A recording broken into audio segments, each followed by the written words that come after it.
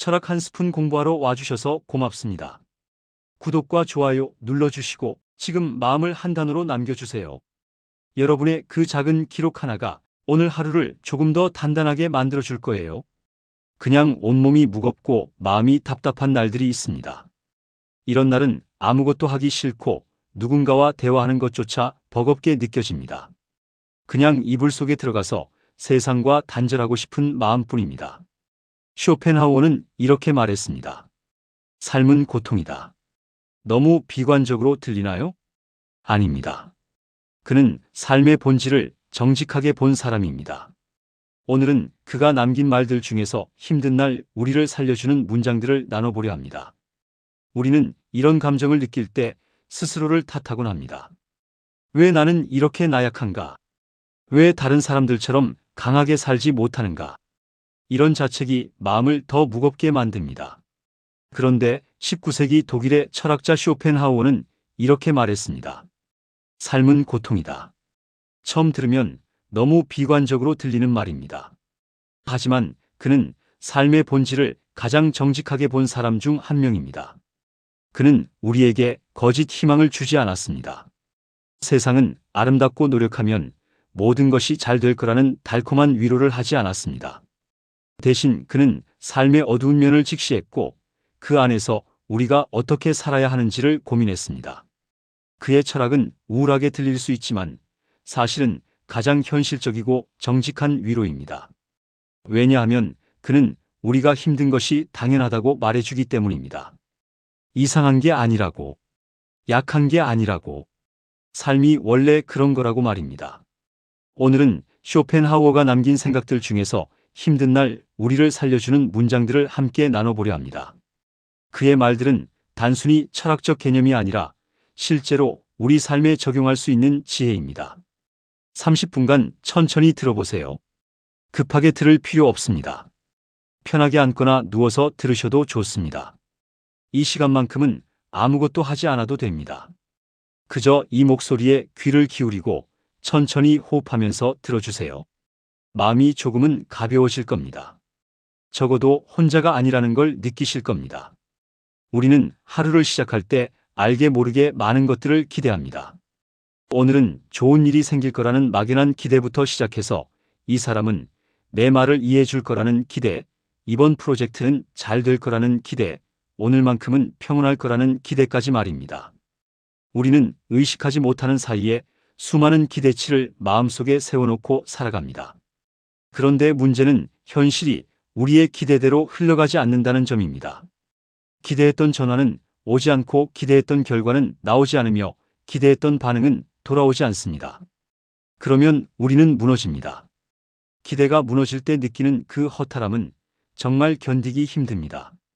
가슴이 텅 빈 것 같은 느낌이 듭니다. 왜 나만 이럴까 하는 서러움이 밀려오고 또 속았다는 자책감이 뒤따릅니다. 나는 왜 이렇게 순진한가? 왜 매번 기대를 하고 매번 실망하는가? 이런 생각들이 꼬리에 꼬리를 물고 이어지면서 우리를 더 깊은 우울 속으로 끌고 들어갑니다. 기대와 실망의 반복은 우리의 에너지를 소진시키고 결국 아무것도 기대하고 싶지 않은 무기력한 상태로 만듭니다. 쇼펜하우어는 이렇게 말했습니다. 우리의 불행은 대부분 우리가 가진 기대에서 비롯된다. 그는 삶이 원래 고통으로 가득 차 있다고 보았습니다. 삶의 기본값은 행복이 아니라 고통입니다.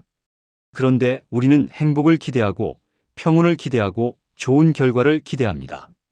이 기대치와 현실 사이의 간극이 우리를 불행하게 만드는 겁니다. 만약 우리가 처음부터 기대하지 않는다면 어떻게 될까요? 실망할 일도 줄어들 것입니다. 작은 것에도 감사하게 될 것입니다. 예상했던 것보다 조금이라도 나은 결과가 나오면 그것이 기쁨이 될 것입니다. 기대를 낮춘다는 것은 비관적으로 산다는 뜻이 아닙니다. 현실을 있는 그대로 본다는 뜻입니다. 오늘부터 이렇게 생각해 보는 건 어떨까요? 오늘은 그냥 평범한 하루일 거야. 특별한 일은 일어나지 않을 거야. 이 사람은 나를 완벽하게 이해하지 못할 수도 있어. 그게 당연한 거야. 이 일은 잘 안 풀릴 수도 있어. 그럴 수도 있는 거지. 이것은 비관이 아닙니다. 방어 기제입니다. 현실을 받아들일 준비를 하는 겁니다. 우리가 기대치를 낮추면 마음의 여유가 생깁니다. 결과에 덜 집착하게 되고 과정 자체를 견딜 수 있는 힘이 생깁니다. 신기한 일이 일어납니다. 기대를 낮추고 나면 평범한 하루가 선물처럼 느껴지기 시작합니다. 별일 없이 하루가 지나간다는 것 자체가 감사한 일이 됩니다. 누군가의 작은 친절에도 진심으로 감동하게 됩니다. 일이 예상보다 조금이라도 잘 풀리면 그것이 보너스가 되는 겁니다. 마음이 편해집니다. 항상 긴장하고 있지 않아도 됩니다. 실망할까봐 두려워하지 않아도 됩니다. 기대하지 않으니 실망할 것도 없습니다. 지금 잠시 멈추고 종이 한 장을 꺼내보세요. 그리고 적어보는 겁니다. 나는 지금 무엇을 너무 기대하고 있었나? 한 가지만 적어도 좋습니다. 그것을 천천히 바라보세요. 그리고 내려놓으세요. 그냥 흘러가는 대로 두세요. 통제하려 하지 마세요. 기대하지 마세요. 그냥 지켜보세요. 그것만으로도 마음이 한결 가벼워질 겁니다. 왜 나만 힘들까요? 주변을 둘러보면 다른 사람들은 다 행복해 보입니다. 길을 걷다가 마주치는 사람들의 얼굴은 여유로워 보이고 카페에 앉아 있는 사람들은 평온해 보입니다. 특히 SNS를 열어보면 더 그렇습니다. 모두가 맛있는 음식을 먹고 아름다운 곳을 여행하며 사랑하는 사람들과 행복한 시간을 보내는 것처럼 보입니다. 그러면 나만 뒤처진 것 같고 나만 불행한 것 같습니다. 나만 이렇게 힘들게 사는 것 같습니다. 다른 사람들은 뭔가 비결을 알고 있는데 나만 모르는 것 같은 기분이 듭니다. 이런 생각이 들 때 찾아오는 외로움은 정말 깊습니다. 세상에 혼자 남겨진 기분입니다. 모두가 파티를 즐기는데 나만 초대받지 못한 것 같은 느낌입니다. 나는 뭔가 근본적으로 잘못된 사람인가 하는 생각이 듭니다. 내 안에 결함이 있는 건 아닐까? 남들은 쉽게 하는 것을 나는 왜 이렇게 힘들어하는 걸까? 이런 질문들이 머릿속을 맴돌면서 우리를 더 깊은 고립감 속으로 밀어넣습니다. 이 감정은 정말 무겁습니다. 숨이 막힐 것 같습니다. 하지만 쇼펜하우어는 단호하게 말합니다. 고통은 삶의 본질이다. 행복은 예외입니다. 고통이 기본값입니다. 우리 모두가 힘듭니다. 단지 겉으로 드러나지 않을 뿐입니다. 밝게 웃는 사람도 집에 돌아가면 울 수 있습니다. 성공한 것처럼 보이는 사람도 밤에는 불안에 떨 수 있습니다. 여유로워 보이는 사람도 자신만의 무게를 지고 있습니다. 고통은 인간의 조건입니다. 살아있다는 것 자체가 고통과 함께하는 것입니다. 쇼펜하우어가 보기에 삶은 끊임없이 욕망하고 결핍을 느끼는 과정입니다. 우리는 무언가를 원하고 그것을 얻지 못해 고통스럽거나 얻고 나서도 곧 권태를 느낍니다. 이것이 인간 존재의 근본적인 구조입니다. 그렇다면 우리가 힘든 것은 이상한 게 아닙니다. 당연한 겁니다. 나만 힘든 게 아니구나. 이 깨달음이 정말 중요합니다. 우리는 혼자가 아닙니다. 모두가 각자의 방식으로 각자의 무게를 지고 살아갑니다. 옆집 사람도 힘들고 직장 동료도 힘들고 길에서 마주친 사람도 힘듭니다. 그들이 웃고 있다고 해서 고통이 없는 것은 아닙니다. 단지 보여주지 않을 뿐입니다. 우리 모두는 같은 배를 타고 있습니다. 인생이라는 거친 바다를 항해하는 같은 배 말입니다. 이렇게 생각하면 이상한 위로가 됩니다. 나는 정상입니다. 삶이 원래 이런 겁니다. 힘든 것이 자연스러운 겁니다. 자책할 필요가 없습니다. 나를 고칠 필요도 없습니다. 남들과 비교할 필요도 없습니다. 그들도 똑같이 힘듭니다. 그들도 똑같이 고통스럽습니다. 우리는 모두 같은 인간입니다. 같은 조건 속에서 살아가는 존재들입니다. 이 사실을 받아들이면 외로움이 조금 줄어듭니다. 혼자가 아니라는 것을 알게 됩니다. 힘들 때 이렇게 말해보세요. 나는 살아있다. 그래서 힘들다. 고통을 부정하지 마세요. 숨기려 하지 마세요. 인정하세요. 지금 나는 힘들다. 그리고 그것은 괜찮다. 고통을 인정하는 것이 첫걸음입니다. 고통과 싸우는 것이 아니라 고통을 받아들이는 것입니다. 그것이 쇼펜하우어가 우리에게 전하는 첫 번째 지혜입니다. 삶은 고통입니다. 그리고 그것은 당연한 것입니다. 뭔가를 이루면 행복할 줄 알았습니다. 좋은 대학에 들어가면 행복할 거라고 생각했습니다. 그런데 들어가고 나니 좋은 직장에 들어가야 한다는 새로운 목표가 생겼습니다. 좋은 직장에 들어갔습니다. 이제는 승진을 해야 한다는 생각이 듭니다. 승진을 했습니다. 그런데 또 다른 자리가 보입니다. 연인이 생기면 행복할 줄 알았습니다. 연인이 생겼는데 이제는 결혼을 해야 한다는 압박이 옵니다. 결혼을 했습니다. 이제는 집을 사야 한다는 생각이 듭니다. 집을 샀습니다. 이제는 더 큰 집으로 옮겨야 한다는 욕망이 생깁니다. 끝이 없습니다. 정말 끝이 없습니다. 우리는 계속 달립니다. 다음 목표를 향해 쉬지 않고 달립니다. 그런데 이상한 일이 일어납니다. 목표를 이루는 순간의 기쁨은 생각보다 짧습니다. 며칠 가지 않습니다. 어떤 때는 하루도 가지 않습니다. 그리고 금방 일상으로 돌아옵니다. 이룬 것은 당연한 것이 되고 새로운 결핍이 눈에 들어옵니다. 허무함이 찾아옵니다. 이게 다인가 하는 실망감이 밀려옵니다. 그렇게 원했던 것인데 막상 손에 쥐고 나니 별것 아닌 것 같습니다. 그래서 우리는 또 다른 것을 찾습니다. 이번에는 진짜 행복해질 거라고 믿으면서 말입니다. 쇼펜하우어는 이것을 의지라고 불렀습니다. 우리 안에는 끊임없이 무언가를 원하는 힘이 있습니다. 이것은 우리의 본성입니다. 생명 자체가 욕망입니다. 살아있다는 것은 무언가를 원한다는 것입니다. 배가 고프면 음식을 원하고 외로우면 사람을 원하고 불안하면 안정을 원합니다. 이 의지는 우리를 움직이는 엔진입니다. 이것이 없다면 우리는 아무것도 하지 못할 겁니다. 하지만 동시에 이 의지가 우리를 불행하게 만듭니다. 왜냐하면 의지는 결코 만족하지 않기 때문입니다. 하나를 얻으면 또 다른 것을 원합니다. 그것을 얻으면 또 다른 것을 원합니다. 이것이 끝없이 반복됩니다. 쇼펜하우어는 이렇게 말합니다. 만족은 순간이고 욕망은 영원하다. 우리가 무언가를 얻었을 때 느끼는 기쁨은 금방 사라집니다. 하지만 새로운 욕망은 즉시 그 자리를 채웁니다. 그래서 우리는 항상 결핍 속에 살아갑니다. 항상 무언가가 부족합니다. 항상 무언가가 더 필요합니다. 이것이 인간의 비극입니다. 우리는 행복을 찾아 달리지만 행복은 우리가 달리는 속도만큼 빠르게 멀어집니다. 마치 지평선을 향해 달리는 것과 같습니다. 아무리 달려도 지평선은 가까워지지 않습니다. 그렇다면 우리는 어떻게 해야 할까요? 욕망을 완전히 없앨 수는 없습니다. 그것은 불가능합니다. 욕망은 생명의 일부이기 때문입니다. 하지만 속도를 늦출 수는 있습니다. 잠시 멈출 수는 있습니다. 지금 가진 것을 바라볼 수는 있습니다. 이미 많은 것을 이루었습니다. 정말 많은 것을 가지고 있습니다. 여기까지 온 것만으로도 대단한 일입니다. 지금 이 순간에도 우리는 살아 숨쉬고 있습니다. 그것만으로도 감사한 일입니다. 잠시 멈추세요. 숨을 고르세요. 다음 목표를 생각하기 전에 지금 이 자리를 느껴보세요. 욕망의 속도를 늦추면 신기한 일이 일어납니다. 평화가 찾아옵니다. 지금 이 순간이 소중해집니다. 끊임없이 다음을 향해 달리는 것보다 현재를 느끼는 것이 더 중요하다는 것을 알게 됩니다.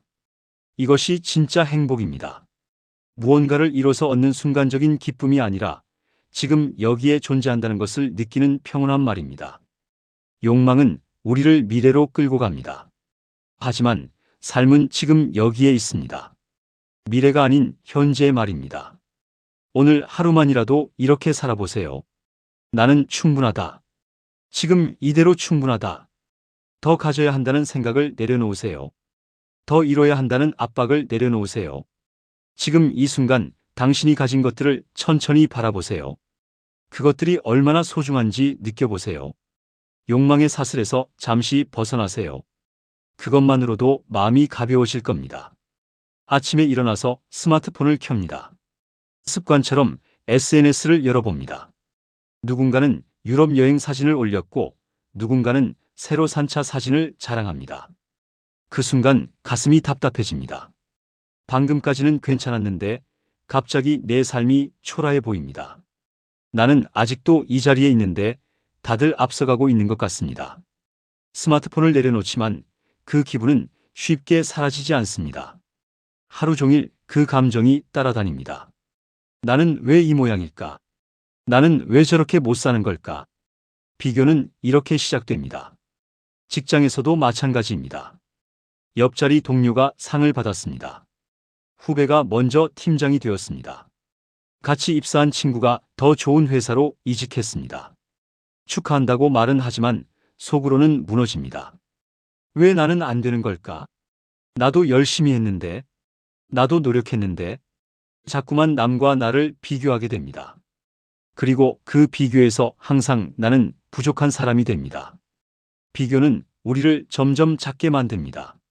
자신감을 깎아내립니다. 자존감을 무너뜨립니다. 비교 속에서 우리는 결코 만족할 수 없습니다. 왜냐하면 항상 나보다 나은 사람이 존재하기 때문입니다. 쇼펜하우어는 이런 말을 남겼습니다. 우리는 우리 자신의 행복보다 타인과의 비교에서 오는 우월감을 더 추구한다. 우리가 원하는 것은 진짜 행복이 아닙니다. 남보다 나은 상태입니다. 절대적인 만족이 아니라 상대적인 우위입니다. 그래서 아무리 많이 가져도 만족하지 못합니다. 내가 가진 것을 보는 것이 아니라 남이 가진 것과 비교하기 때문입니다. 연봉이 오르면 기쁠까요? 잠깐입니다. 곧 나보다 더 많이 받는 사람이 눈에 들어옵니다. 좋은 집으로 이사하면 만족할까요? 잠깐입니다. 곧 더 좋은 동네에 사는 사람이 보입니다. 비교의 사슬은 끝이 없습니다. 우리는 이 사슬에 묶여서 평생 불행합니다. 더 심각한 것은 우리가 비교하는 대상이 현실이 아니라는 점입니다. SNS에 올라오는 것은 삶의 하이라이트입니다. 누구도 자신의 실패를 올리지 않습니다. 누구도 자신의 우울함을 게시하지 않습니다. 모두가 가장 좋은 순간만 보여줍니다. 그런데 우리는 그것이 그들의 전부인 것처럼 착각합니다. 그들의 편집된 삶과 나의 날 것의 현실을 비교합니다. 이것은 공정한 비교가 아닙니다. 하지만 우리는 그것을 깨닫지 못합니다. 그렇게 스스로를 병들게 만듭니다. 쇼펜하우어가 말하는 해결책은 단순합니다. 비교를 멈추는 것입니다. 남의 삶을 보지 말고 내 삶을 보는 것입니다. 남의 기준으로 나를 평가하지 말고 내 기준으로 나를 바라보는 것입니다. 작년의 나와 지금의 나를 비교하세요. 1년 전과 비교하면 분명 성장했습니다. 분명 나아졌습니다. 그것만으로도 충분합니다. 다른 사람의 속도에 맞출 필요가 없습니다. 각자의 인생은 각자의 속도로 흘러갑니다. 누군가는 빠르고 누군가는 느립니다. 그것이 잘못된 것은 아닙니다. 그냥 다른 것입니다. 비교를 멈추면 평화가 찾아옵니다. 갑자기 내 삶이 소중해 보이기 시작합니다. 내가 이룬 작은 것들이 눈에 들어옵니다. 오늘 하루를 무사히 보낸 것, 좋아하는 음악을 들은 것, 따뜻한 커피를 마신 것, 이런 작은 것들이 행복이 됩니다. 남과 비교하지 않으니 내가 가진 것에 감사하게 됩니다. 부족함이 아니라 충분함이 보입니다. 이것이 진짜 자유입니다. 남의 시선에서 자유로워지는 것입니다. 남의 기준에서 벗어나는 것입니다. 오늘부터 이렇게 해보세요. SNS를 열기 전에 한 번 더 생각하세요. 나는 왜 이것을 보려고 하는가? 만약 그것이 당신을 불행하게 만든다면 보지 마세요. 과감하게 앱을 지우세요. 비교가 시작되려고 할 때 스스로에게 말하세요. 저 사람의 삶은 저 사람의 것이고 내 삶은 내 것이다. 그리고 천천히 눈을 감고 자신에게 집중하세요. 지금까지 얼마나 잘 버텨왔는지 생각해 보세요. 그것만으로도 충분히 대단한 사람입니다. 주말이 되면 불안해집니다. 금요일 저녁부터 이미 마음이 무겁습니다. 다른 사람들은 약속이 있을 것 같은데 나는 혼자입니다. 친구들은 각자의 가족과 연인과 시간을 보낼 것 같은데 나는 빈 집에 남습니다. 토요일 아침에 눈을 뜨면 하루가 너무 깁니다. 무엇을 해야 할지 모르겠습니다. 누군가와 함께 있지 않으면 내가 외로운 사람 같고 실패한 사람 같습니다. 그래서 억지로라도 약속을 만들려고 합니다. 별로 만나고 싶지 않은 사람에게도 연락합니다. 혼자 있는 것이 두렵기 때문입니다. 고독이 무섭기 때문입니다. 우리 사회는 혼자 있는 것을 비정상으로 봅니다. 혼자 밥 먹는 사람을 불쌍하게 봅니다. 혼자 영화 보는 사람을 쓸쓸하게 여깁니다. 그래서 우리는 사람들 속으로 도망칩니다. 모임에 나가고 술자리에 참석하고 의미 없는 만남을 이어갑니다. 그런데 이상한 일이 생깁니다. 사람들과 함께 있어도 외롭습니다. 웃고 떠들지만 속은 텅 비어 있습니다. 대화를 나누지만 진짜 내 이야기는 하지 못합니다. 겉으로는 즐거운 척하지만 집에 돌아오면 더 공허합니다. 사람들과 함께 있을 때 느끼는 외로움이 혼자 있을 때보다 더 깊을 때가 있습니다. 왜냐하면 그것은 진짜 나를 숨기고 살아야 하는 외로움이기 때문입니다. 가면을 쓰고 살아야 하는 고독이기 때문입니다. 우리는 고독을 피하려다가 더 깊은 고독 속으로 빠져듭니다. 쇼펜하우어는 고독을 두려워하지 않았습니다. 오히려 그는 고독을 선택했습니다. 혼자 있을 수 있는 사람만이 진정으로 자유롭다고 그는 말했습니다. 고독은 불행이 아닙니다. 고독은 자신과 만나는 시간입니다. 다른 사람의 시선 없이 나 자신을 마주하는 시간입니다. 우리가 항상 누군가와 함께 있으려고 하는 이유는 사실 자기 자신이 두렵기 때문입니다. 조용히 혼자 있으면 내 안의 목소리가 들립니다. 그 목소리가 불편합니다. 그래서 소음 속으로 도망치는 겁니다. 하지만 쇼펜하우어는 말합니다. 진짜 성숙한 사람은 자기 자신과 편안하게 있을 수 있는 사람입니다. 혼자 있는 시간을 견딜 수 있는 것이 아니라 즐길 수 있는 사람입니다. 고독 속에서 우리는 진짜 나를 발견합니다. 다른 사람들의 기대에 맞춰 살지 않아도 되는 나를 만납니다. 사회가 원하는 모습이 아닌 진짜 내 모습을 봅니다. 고독은 거울입니다. 내 안을 들여다볼 수 있는 유일한 시간입니다. 쇼펜하우어는 평생 혼자 살았습니다. 많은 사람들이 그를 불쌍하게 여겼지만 그는 행복했습니다. 그는 자신의 생각에 집중할 수 있었고 자신의 글을 쓸 수 있었고 자신만의 세계를 만들 수 있었습니다. 그에게 고독은 창조의 공간이었습니다. 방해받지 않는 자유의 시간이었습니다. 우리도 고독을 다르게 바라볼 수 있습니다. 혼자 있는 시간을 외로움이 아니라 선물로 받아들일 수 있습니다. 이 시간에 우리는 정말 하고 싶었던 것을 할 수 있습니다. 좋아하는 책을 읽을 수 있습니다. 좋아하는 음악을 들을 수 있습니다. 아무 생각 없이 멍하니 있을 수도 있습니다. 누군가에게 맞출 필요가 없습니다. 설명할 필요도 없습니다. 온전히 나를 위한 시간입니다. 이것은 사치입니다. 귀한 시간입니다. 고독을 견디는 것이 아니라 고독을 누리는 것입니다. 고독을 받아들이면 관계도 달라집니다. 외로움을 채우기 위해 사람을 만나는 것이 아니라 진짜 만나고 싶어서 만나게 됩니다. 혼자 있는 것이 편해지면 억지로 어울릴 필요가 없습니다. 가면을 쓸 필요가 없습니다. 진짜 나를 보여줄 수 있는 사람하고만 만나면 됩니다. 관계의 질이 달라집니다. 양이 아니라 질입니다. 많은 사람을 아는 것보다 나를 이해하는 한 사람이 더 소중합니다. 이번 주말에 혼자 있게 되면 불안해하지 마세요. 그것을 받아들이세요. 혼자만의 시간을 계획해 보세요. 오래 미뤄뒀던 책을 펼쳐보세요. 좋아하는 음악을 크게 틀어놓고 춤을 춰보세요. 아무도 보지 않습니다. 판단하지 않습니다. 이 시간은 온전히 당신의 것입니다. 고독은 저주가 아닙니다. 축복입니다. 자기 자신과 친해지는 가장 확실한 방법입니다. 사람들은 힘들어하는 우리에게 말합니다. 시간이 지나면 괜찮아질 거야. 시간이 약이야. 조금만 참고 기다려봐. 그래서 우리는 기다립니다. 한겨울이 지나고 6개월이 지나고 1년이 지납니다. 그런데 이상합니다. 여전히 아픕니다. 여전히 힘듭니다. 상처는 그대로 있습니다. 시간은 흘러갔지만 마음은 그날에 멈춰 있습니다. 헤어진 사람 생각이 여전히 나고 잃어버린 것에 대한 그리움이 사라지지 않고 실패의 기억이 계속 떠오릅니다. 그러면 우리는 또 자책합니다. 다른 사람들은 시간이 지나면 괜찮아진다는데 나는 왜 아직도 이 모양인가? 나는 뭔가 문제가 있는 건가? 치유가 안 되는 사람인가? 시간은 계속 흐릅니다. 계절이 바뀌고 해가 바뀝니다. 주변 사람들은 이제 괜찮아졌을 거라고 생각합니다. 더 이상 그 이야기를 꺼내지 않습니다. 당신이 회복했을 거라고 믿습니다. 그래서 당신도 괜찮은 척합니다. 웃으면서 지냅니다. 아무렇지 않은 것처럼 행동합니다. 하지만 밤이 되면 달라집니다. 혼자 남겨지면 그 감정이 다시 올라옵니다. 시간이 아무것도 해결하지 못했다는 것을 깨닫습니다. 단지 상처를 덮어놓았을 뿐입니다. 감춰놓았을 뿐입니다.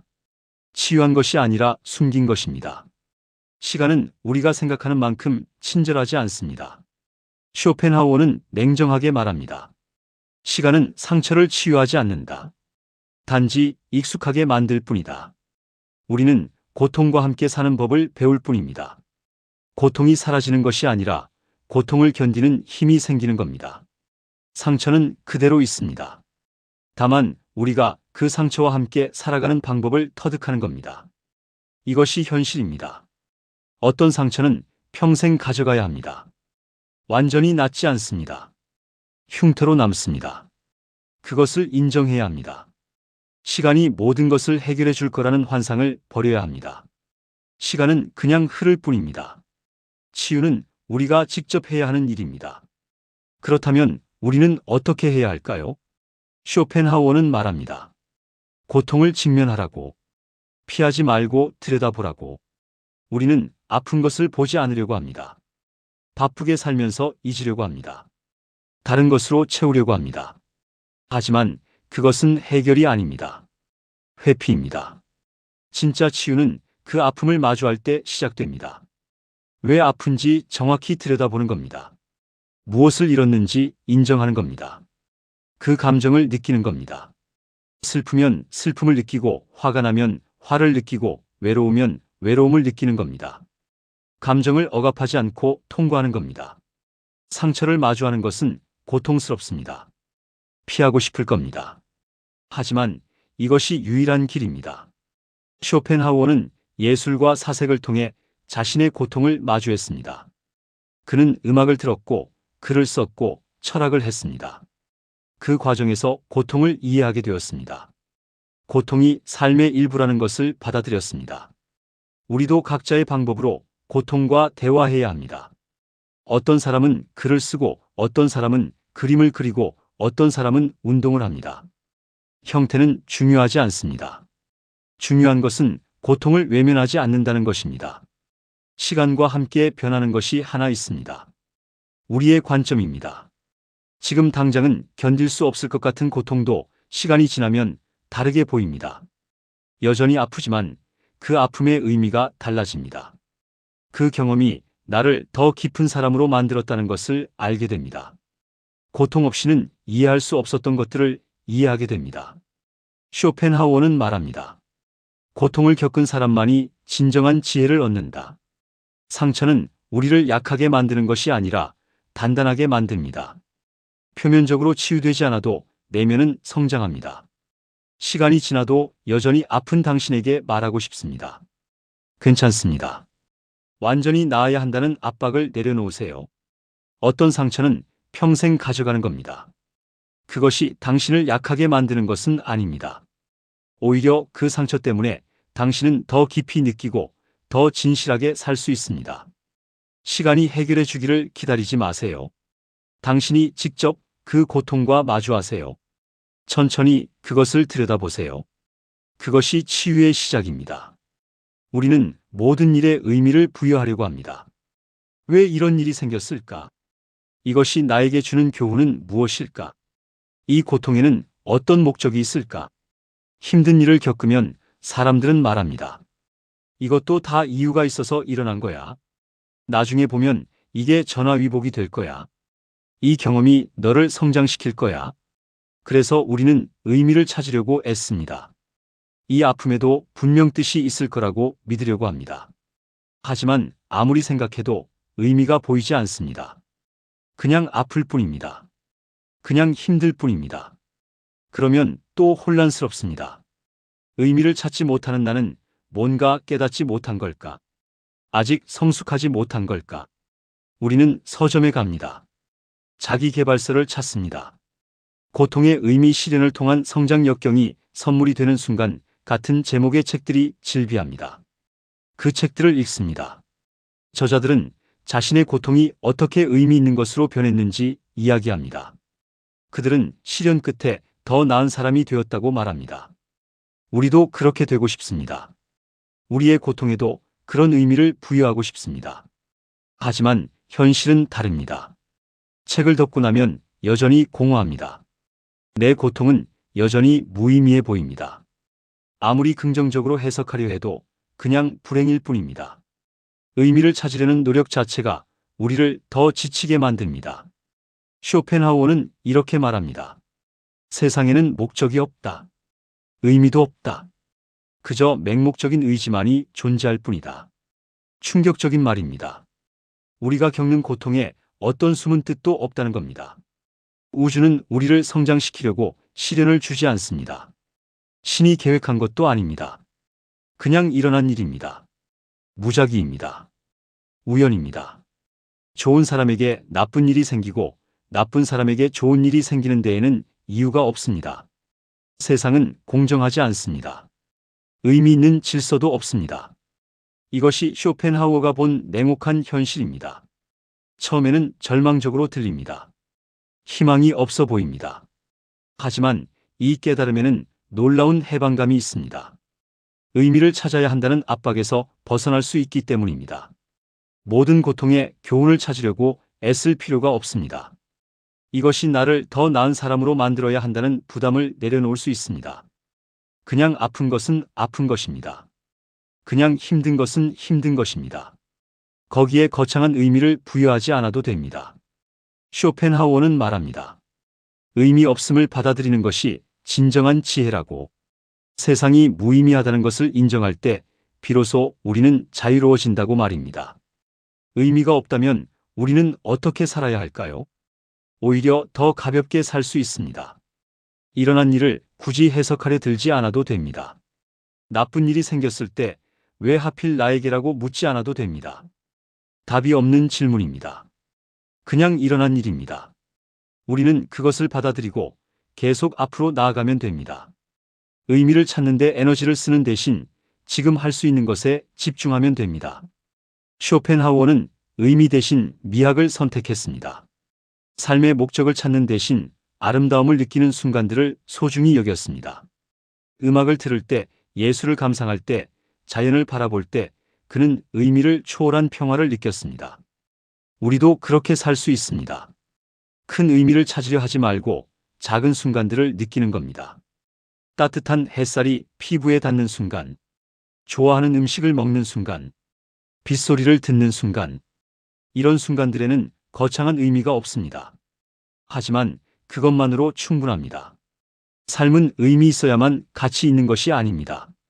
그냥 경험하는 것만으로도 가치가 있습니다. 의미를 부여하지 않아도 됩니다. 그저 느끼면 됩니다.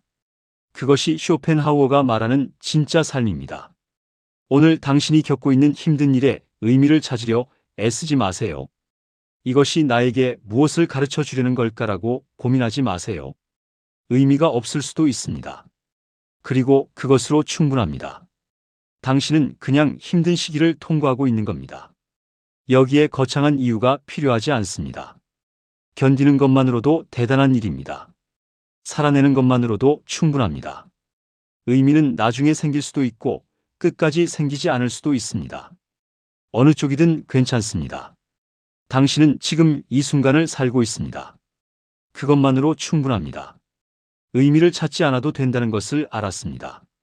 하지만 우리에게는 또 다른 집착이 있습니다. 완벽해지고 싶다는 욕망입니다. 우리는 실수하면 안 됩니다. 일을 완벽하게 해내야 합니다. 모든 사람에게 좋은 사람이어야 합니다. 항상 옳은 선택을 해야 합니다. 감정을 잘 조절해야 합니다. 약한 모습을 보이면 안 됩니다. 이런 기준들이 우리를 짓누릅니다. 작은 실수를 해도 밤새 자책합니다. 누군가에게 좋지 않은 인상을 줬다면 머릿속으로 그 장면을 수백 번 돌려봅니다. 완벽하지 못한 나 자신이 용납되지 않습니다. 그래서 우리는 끊임없이 자신을 채찍질합니다. 더 잘해야 해. 더 나아져야 해. 이대로는 안 돼. 완벽을 추구하는 삶은 고통스럽습니다. 아무리 잘해도 부족합니다. 100점을 받아도 만족하지 못합니다. 왜냐하면 과정에서 실수했던 부분이 보이기 때문입니다. 다른 사람들이 칭찬해도 믿지 못합니다. 그들이 내 부족한 면을 모르기 때문이라고 생각합니다. 완벽주의는 우리를 마비시킵니다. 완벽하게 하지 못할 바에는 아예 시작하지 않게 됩니다. 실패할까봐 두려워서 도전하지 못합니다. 비판받을까봐 두려워서 의견을 내지 못합니다. 완벽해야 한다는 강박이 우리의 가능성을 막아버립니다. 우리는 완벽함이라는 감옥에 스스로를 가둡니다. 쇼펜하우어는 명확하게 말합니다. 완벽함은 이 세상에 존재하지 않는다. 모든 것은 결함이 있습니다. 모든 것은 불완전합니다. 이것이 세상의 본질입니다. 아름다운 장미에도 가시가 있고 맑은 하늘도 언젠가 흐려지고 강한 사람도 약한 순간이 있습니다. 완벽함을 추구하는 것은 존재하지 않는 것을 쫓는 행위입니다. 신기루를 향해 달리는 것과 같습니다. 쇼펜하우어가 보기에 세상 자체가 결핍과 고통으로 이루어져 있는데 어떻게 완벽할 수 있겠습니까? 우리는 불완전한 세상에 사는 불완전한 존재입니다. 이것을 인정해야 합니다. 완벽함은 환상입니다. 그렇다면 우리는 어떻게 살아야 할까요? 불완전함을 받아들이는 겁니다. 실수할 수 있다는 것을 인정하는 겁니다. 나는 완벽하지 않은 사람이라고 스스로에게 허락하는 겁니다. 일본에는 와비사비라는 개념이 있습니다. 불완전함 속에서 아름다움을 찾는 미학입니다. 깨진 그릇을 금으로 이어 붙여 더 아름답게 만드는 것처럼 우리의 결함도 우리를 특별하게 만듭니다. 쇼펜하우어도 비슷한 생각을 했습니다. 그는 예술 작품을 볼 때 완벽함보다 진실함을 중요하게 여겼습니다. 완벽하게 다듬어진 것보다 날 것의 진실이 담긴 것을 더 가치 있게 봤습니다. 불완전함을 받아들이면 자유로워집니다. 실수해도 괜찮습니다. 모든 사람에게 좋은 사람일 필요가 없습니다. 때로는 약한 모습을 보여도 됩니다. 감정이 흔들려도 됩니다. 틀려도 됩니다. 이것이 인간입니다. 완벽한 사람은 인간이 아닙니다. 로봇입니다. 우리는 실수를 통해 배웁니다. 넘어지면서 걷는 법을 익힙니다. 실패하면서 성장합니다. 불완전함은 약점이 아니라 인간성입니다. 당신의 결함이 당신을 진짜로 만듭니다. 당신의 실수가 당신을 사랑스럽게 만듭니다. 완벽하지 않아도 됩니다. 오늘 일을 완벽하게 해내지 못했어도 괜찮습니다. 누군가에게 실망을 줬어도 괜찮습니다. 계획대로 되지 않았어도 괜찮습니다. 당신은 최선을 다했습니다. 그것으로 충분합니다. 쇼펜하우어는 말합니다. 우리가 할 수 있는 것은 최선을 다하는 것뿐이다. 결과는 우리가 통제할 수 없다. 완벽한 결과가 아니라 진심 어린 노력이 중요합니다. 과정이 중요합니다.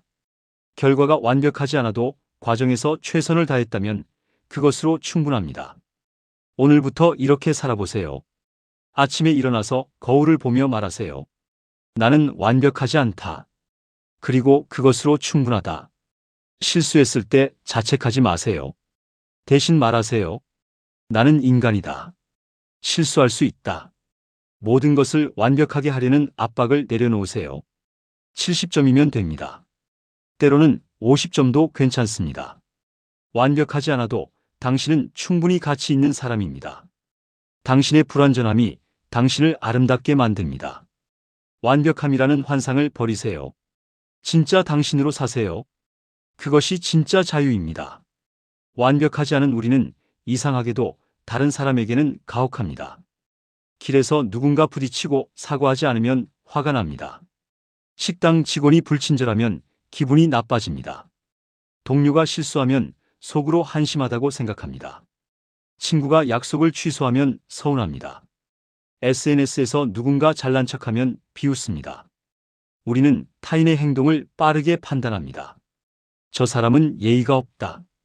저 사람은 이기적이다. 저 사람은 게으르다. 우리는 그들의 겉모습만 보고 단정합니다. 그들이 어떤 하루를 보냈는지, 어떤 짐을 지고 있는지는 생각하지 않습니다. 우리 자신에게는 관대하면서 타인에게는 냉정합니다. 특히 인터넷에서 우리는 더 잔인해집니다. 익명이라는 가면 뒤에 숨어서 누군가를 비난합니다. 연예인이 실수하면 악플을 답니다. 정치인이 잘못하면 인신공격을 합니다. 일반인이 실수하면 마녀 사냥을 합니다. 우리는 심판자가 됩니다. 집행자가 됩니다. 그들이 벌을 받아야 한다고 생각합니다. 그들이 고통받아야 마땅하다고 여깁니다. 화면 너머 그 사람이 어떤 고통을 느끼는지는 상상하지 않습니다. 그저 정의를 실현한다는 명목으로 칼을 휘두릅니다. 우리는 타인의 고통에 둔감해졌습니다. 아니, 어쩌면 타인의 고통을 즐기고 있는지도 모릅니다. 누군가 무너지는 것을 보면서 우리는 상대적 우월감을 느낍니다. 하지만 쇼펜하우어는 이렇게 말합니다. 진정한 도덕은 연민에서 나온다. 연민이란 타인의 고통을 나의 고통처럼 느끼는 능력입니다. 쇼펜하우어는 이것을 모든 윤리의 기초로 봤습니다. 왜냐하면 우리는 모두 같은 존재이기 때문입니다. 모두가 고통받는 존재이기 때문입니다. 당신이 힘든 것처럼 저 사람도 힘듭니다. 당신이 상처받은 것처럼 저 사람도 상처받았습니다. 당신이 외로운 것처럼 저 사람도 외롭습니다. 불친절한 식당 직원은 아침에 가족과 다퉜을 수 있습니다. 실수한 동료는 어젯밤 아픈 아이 때문에 잠을 못 잤을 수 있습니다. 약속을 취소한 친구는 말 못할 고민이 있을 수 있습니다. 우리는 그들의 이야기를 모릅니다. 그들의 전쟁을 보지 못합니다. 쇼펜하우어는 우리가 모두 하나라고 봤습니다. 표면적으로는 분리되어 있지만 깊은 곳에서는 연결되어 있다고 믿었습니다. 모두가 같은 의지의 표현이고 같은 고통의 일부라고 생각했습니다. 그래서 타인을 해치는 것은 결국 나 자신을 해치는 것입니다. 타인의 고통을 외면하는 것은 나의 일부를 외면하는 것입니다. 연민은 동정이 아닙니다. 위에서 내려다보며 불쌍히 여기는 것이 아닙니다. 그것은 같은 배를 탄 존재로서 서로를 이해하는 것입니다. 당신도 나처럼 힘들구나. 당신도 나처럼 불완전하구나. 당신도 나처럼 외롭구나. 이런 이해입니다. 연민을 가지면 세상이 다르게 보입니다. 짜증나는 사람들이 고통받는 사람들로 보입니다. 비난하고 싶은 마음이 이해하고 싶은 마음으로 바뀝니다. 누군가 당신에게 상처를 줬을 때 화내기보다 생각하게 됩니다. 저 사람도 지금 힘든 거겠지. 누군가 실수했을 때 비웃기보다 공감하게 됩니다. 나도 저런 적 있었지. 이것이 연민입니다. 쇼펜하우어는 이것만이 진짜 선함이라고 봤습니다. 규칙이나 의무 때문이 아니라 타인의 고통을 진심으로 아파하기 때문에 선하게 행동하는 것입니다. 연민은 먼 곳에서 실천하는 것이 아닙니다. 바로 지금 여기서 시작하는 겁니다. 오늘 당신을 짜증나게 한 그 사람에게 한 번 더 관대해지는 겁니다. 화를 내는 대신 이해하려고 노력하는 겁니다. 저 사람도 힘든 하루를 보내고 있을 거야. 이렇게 생각하는 것만으로도 마음이 부드러워집니다. 인터넷에서 누군가를 비난하려는 순간 한번 멈추는 겁니다. 저 사람도 누군가의 가족이고 친구야. 저 사람도 상처받을 수 있어. 이렇게 생각하는 겁니다. 판단하기 전에 이해하려는 겁니다. 당신이 타인에게 부드러워지면 신기한 일이 일어납니다. 타인도 당신에게 부드러워집니다. 연민은 전염됩니다. 당신의 이해가 상대방의 마음을 녹입니다. 세상이 조금씩 따뜻해집니다. 쇼펜하우어는 말합니다. 연민을 가진 사람은 더 이상 혼자가 아니다. 타인의 고통을 느낄 때 우리는 연결됩니다. 고립에서 벗어납니다. 모두가 각자의 전쟁을 치르고 있다는 것을 이해할 때 우리는 동료가 됩니다. 적이 아니라 같은 편이 되는 겁니다. 오늘부터 이렇게 살아보세요. 누군가 당신을 화나게 할 때 심호흡을 하세요. 그리고 생각하세요. 저 사람도 지금 힘든 전쟁을 치르고 있을 거야. 판단하려는 마음을 내려놓으세요. 대신 이해하려고 노력하세요. 모든 사람은 보이지 않는 상처를 안고 살아갑니다. 친절하세요. 부드러우세요. 그것이 당신을 위한 것이기도 합니다. 연민은 타인만 치유하는 것이 아니라 당신도 치유합니다. 마음이 가벼워집니다. 세상이 덜 적대적으로 보입니다. 이것이 쇼펜하우어가 말하는 진짜 자유입니다. 타인에게 연민을 베풀라는 말을 들었습니다. 그것이 옳다는 것도 압니다. 하지만 이상하게도 우리는 자기 자신에게만큼은 끝없이 가혹합니다. 다른 사람이 실수하면 괜찮다고 위로합니다. 누구나 실수할 수 있어. 너무 자책하지 마. 이렇게 말해줍니다. 하지만 내가 실수하면 다릅니다. 밤새도록 나를 책망합니다. 너는 왜 이 모양이야? 왜 항상 이렇게 멍청한 거야? 친구가 힘들어하면 따뜻하게 안아줍니다. 지금은 힘들어도 괜찮아. 천천히 회복하면 돼. 이렇게 다독여줍니다. 하지만 내가 힘들 때는 다릅니다. 이 정도로 힘들어하면 안 돼. 다른 사람들은 더 힘든 일도 잘 견디는데 나는 왜 이렇게 약한 거야? 우리는 스스로에게 채찍질합니다. 끊임없이 자신을 몰아세웁니다. 자책은 습관이 됩니다. 아침에 일어나는 순간부터 시작됩니다. 또 늦잠을 잤네. 게으른 나. 거울을 보면서 외모를 비난합니다. 오늘도 이 꼴이네. 출근길에 작은 실수를 해도 하루 종일 자신을 괴롭힙니다. 잠들기 전에는 하루를 반성합니다. 오늘도 아무것도 제대로 못했어. 우리는 스스로에게 최악의 적입니다. 세상에서 가장 가혹한 판사입니다. 용서라는 것을 모릅니다. 자비라는 것을 베풀지 않습니다. 우리는 타인의 전쟁을 이해하면서도 정작 자신의 전쟁은 인정하지 않습니다. 나는 더 강해야 한다고 믿습니다. 나는 약할 자격이 없다고 생각합니다. 그렇게 스스로를 소진시킵니다.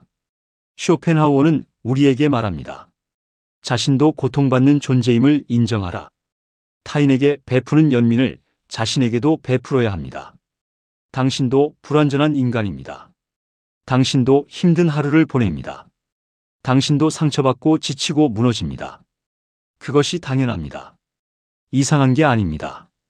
당신이 타인을 이해하듯이 당신 자신도 이해해야 합니다. 쇼펜하우어가 보기에 모든 존재는 고통 속에 있습니다. 당신도 예외가 아닙니다. 당신이 더 강해야 할 이유가 없습니다.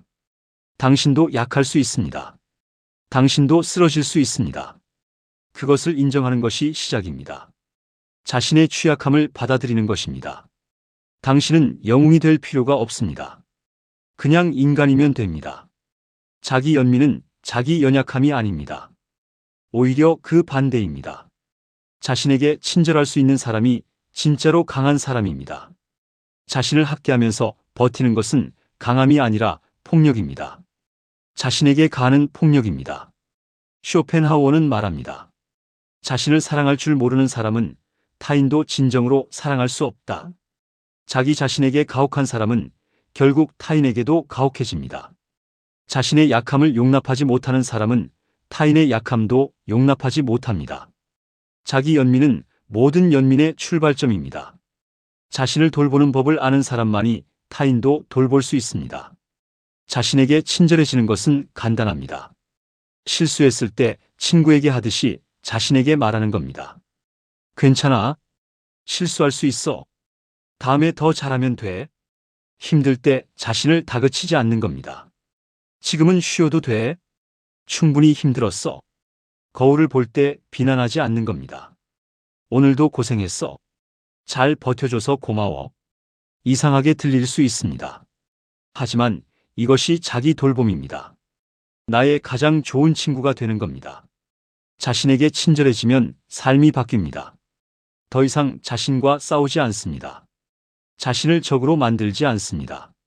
왜냐하면 자책하는 시간이 줄어들기 때문입니다. 도전하는 것도 덜 두렵습니다.